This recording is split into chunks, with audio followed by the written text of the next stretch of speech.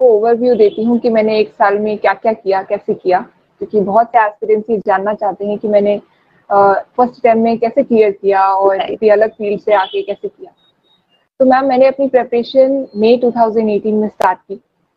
शुरू के 15 दिन मैंने सिर्फ इसमें लगाए कि एग्ज़ाम है क्या, प्रीलिम क्या होता है, मेंस क्या होता है, क्या इनका सिलेबस होता है, उसे प्रिंट करके अपने सामने लगाया।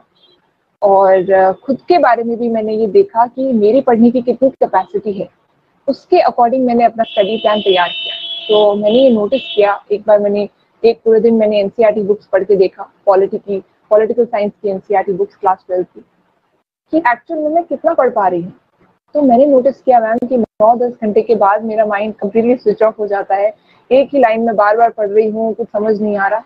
तो आई थिंक वो मेरी लिमिट थी। उसके बाद it was only a waste of time. जो टॉपिक मैं आधे घंटे में कर सकती हूँ, वो 2-2 घंटे में होने वाला था। तो मुझे लगा कि मुझे ना ही रखना चाहिए, एक बैलेंस अप्रोच लेके चलना चाहिए, बिकॉज़ अगर आप शुरू में ही इस तैयारी से इतना एग्ज़ॉस्ट हो जाएँगे, तो आप जल्दी ही गिव अप करने का फिर सोचने लगते हैं। तो ये मैंने पहले ही मैम पूरा 15 दिन में डिसाइड किया। न्यूज़पेपर्स के नोट्स कैसे बनाने हैं, वो मैंने देखा, क्योंकि यूजुअली तो हम लोग जब न्यूज़पेपर पढ़ते हैं, तो बस फ़ोटोज़ देख के छोड़ देते हैं। लेकिन यूपीएससी की तैयारी में आपको हर चीज़ का कोर जो है आपको पता होना चाहिए। अगर न्यूज़पेपर में सीएजी लिखा है तो सीएजी का कौन सा आर्टिकल है कॉन्स्टिट्यूशन में, उससे लेकर आपको सब कुछ पता होना चाहिए। तो उसके अकॉर्डिंग कैसे बनाने थे नोट्स, सिलेबस के अकॉर्डिंग, वो मैंने डिसाइड किया मैम। और फिर तकरीबन 15 मई से 15 मई 2018 से मैंने अपनी तैयारी शुरू की to give the prelim next year which is May 2019। तो अगर मैं शुरू के दौर की बात करूँ मैम, वो सबसे कंफ्यूजिंग एंड सबसे डिफिकल्ट टाइम होता है, because you don't know where you are going. आप पढ़ते हैं लेकिन आपको याद नहीं हो रहा होता है, कुछ समझ नहीं आ रहा होता है। तो मैंने मैम मई एंड जून में सिर्फ 2 टॉपिक कवर किए, पॉलिटी एंड हिस्ट्री। तो मुझे लगा कि ये 2 हेवी टॉपिक्स हैं एंड न्यूज़पेपर के लिए पॉलिटी का थोड़ा ज्ञान होना बहुत ज़रूरी है, तो मैंने इन्हीं से शुरुआत की। हिस्ट्री एक काफ़ी हेवी टॉपिक हो जाता है, इसलिए मैंने वो पहले कवर करने का सोचा। उसके बाद मैम जून से मैंने ज्योग्राफी और बाकी सब्जेक्ट धीरे-धीरे धीरे-धीरे मैं लाती गई। साथ के साथ जो मैंने पिछले महीनों में सब्जेक्ट किए थे पॉलिटी एंड हिस्ट्री, उनकी मैंने रिविजन शुरू कर दी। तो आप मेरा अगर स्टडी शेड्यूल देखें तो first half of the day till lunch time मैं नए सब्जेक्ट पढ़ती थी and second half of the day was all about revision. तो 3 घंटा मैं रिविजन पे ही लगाती थी, जो मैंने पिछले महीनों में सब्जेक्ट किए थे। करंट अफेयर्स के जो मेरे नोट्स थे, उनका मैं अलग से 2 घंटे देती थी रिवाइज करने के लिए। तो मुझे लगता है जितना ये एग्ज़ाम नए टॉपिक्स पढ़ने पे है, उतना ही एग्ज़ाम रिविजन करने के लिए भी है। तो ऐसा नहीं है कि आप नई-नई चीज़ें पढ़ते जाएँ, पिछले वालों को भूलते जाएँ।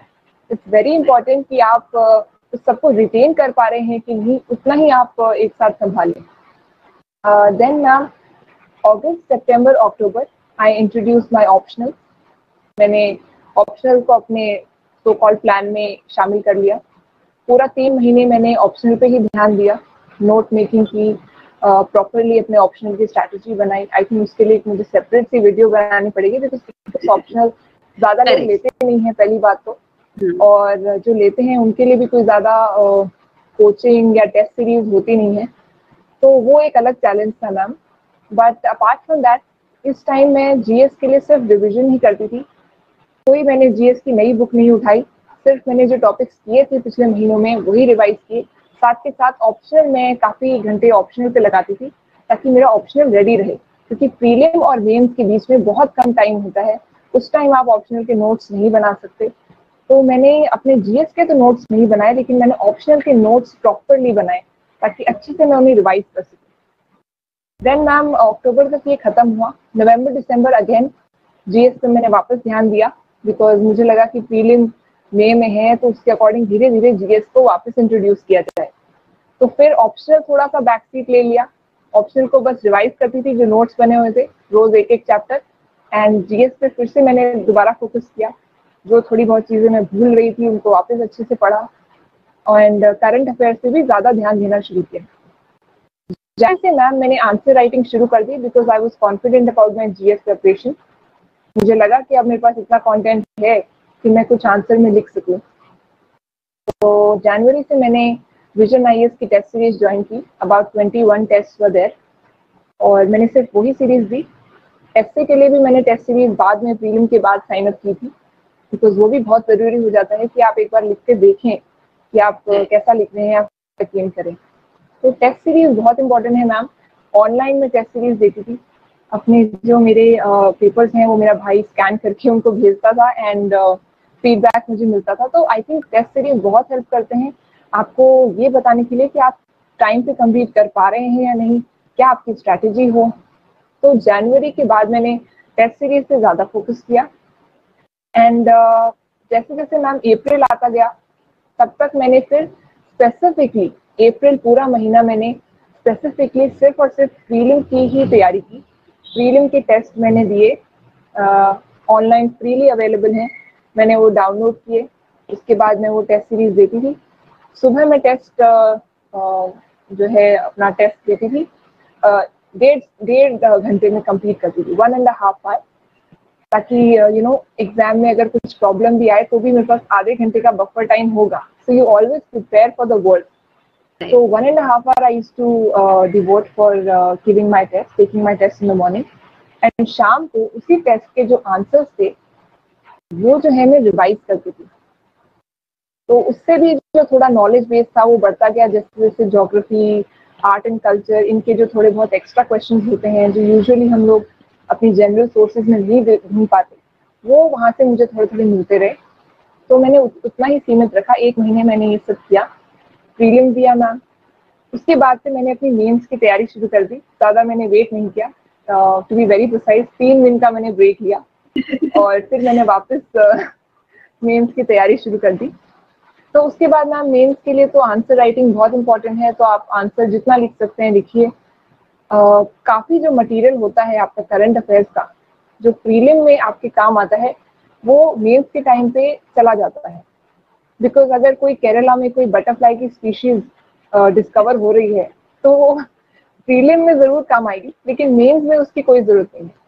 तो उससे मेरा मटेरियल जो था मैं धीरे धीरे शेड करती गई, जो एक्स्ट्रा चीज़ें थी उन्हें फिल्टर आउट करती गई, और आंसर राइटिंग, प्रेजेंटेशन स्किल्स, उस पर मैंने ज़्यादा ध्यान दिया कि टाइम पे अपने पेपर कंप्लीट करना। इसी दौरान मैम मैंने अपने एस्से एंड एथिक्स पे भी बहुत स्पेशल ध्यान दिया। एस्से में पूरा तो नहीं लिखती थी रोज, लेकिन ब्रेनस्टॉर्मिंग जरूर करती थी। तकरीबन 15 मिनट में लगाती थी एक रफ स्केच बनाने में कि अगर किसी टॉपिक, एक पर्टिकुलर टॉपिक लेती थी पास्ट पेपर से, और अगर मुझे इस पे एस्से लिखना है तो मैं कैसे लिखूंगी, क्या इंट्रोडक्शन होगा, क्या आगे मैं लिखूंगी, एंड फिर अपने फादर के साथ या अपने फैमिली मेम्बर्स के साथ मैं डिस्कस करती थी। सिमिलरली मैम एथिक्स के लिए मैंने खुद के नोट्स बनाए, अपनी पर्सनल लाइफ से एग्जाम्पल लिखे, जो मम्मी पापा से जो कुछ सीखा उसके एग्जाम्पल लिखे। तो मुझे लगता है एथिक्स पेपर आपकी ओरिजिनल पर्सनालिटी को झलकाता है। आपको बहुत ओरिजिनल रहना होता है अपने आंसर्स में। अगर आप प्लास्टर्ड आंसर्स लिखेंगे तो एग्जामिनर को भी कहीं ना कहीं वो पता चल जाएगा। तो अगर एथिक्स में आपको एक्स्ट्रा मार्क्स लाने हैं तो आपको खुद को इंट्रोस्पेक्शन करना पड़ेगा, थोड़े अपनी लाइफ के अंदर झांक कर नोट्स बनाने पड़ेंगे। इट्स बेटर अगर आप वो लिख लें, क्योंकि कई बार ऐसा होता है कि उस टाइम हमें वो चीज़ याद होती है, बाद में हम भूल जाते हैं।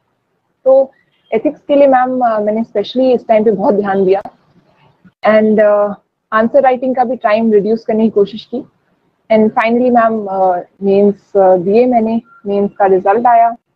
फिर मैम फिर इंटरव्यू के लिए तो मैम आप लोगों ने मुझे फीडबैक दे ही दिया था कि एक ही मॉक टेस्ट दो, एक मॉक इंटरव्यू दो, और मत दो, ओरिजिनल रहो, because interview is not a viva, it's a personality test. They want to see कि अगर आप एक ऑफिसर जैसे दिखते हैं या नहीं। तो मैम उसके लिए ऑनेस्टी, इंटेग्रिटी, ये आपके फेस से झलकनी चाहिए। तो आई थिंक अपनी पर्सनैलिटी पे आप खुद काम करें। अगर आपको ज़रूरत है आप इंटरव्यूज दें। आपके यहाँ जो मैंने मॉक इंटरव्यू दिया था बहुत काम आया मैम, आप लोगों ने जो फीडबैक दिया। तो मैम आई थिंक ये मेरी पूरी जर्नी रही, एंड आई होप जो एस्पिरेंट्स मुझे देख रहे हैं, जो उनके दिमाग में जो डाउट थे कि कैसे इसने किया, मीडिया में इतनी सारी चीज़ें आती हैं, तो आई थिंक वो डाउट सब क्लियर हो गए हों।